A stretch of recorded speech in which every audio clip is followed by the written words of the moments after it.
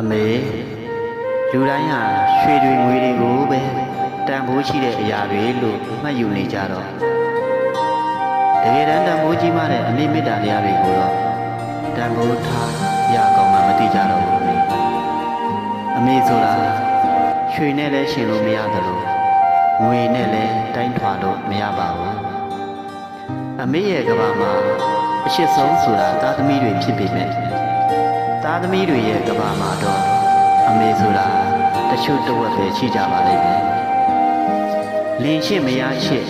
မိတ်ဆွေရှိတွေကပြောင်းလဲတတ်တဲ့တဘာမှရှိပေမဲ့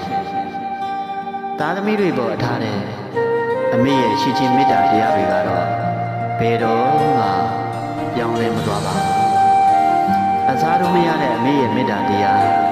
အမေရဲ့ကရုဏာတရားတွေကိုသားသမီးတိုင်းတန်ဖိုးထားတတ်ကြရင်သိကောင်းပါပဲဗျာ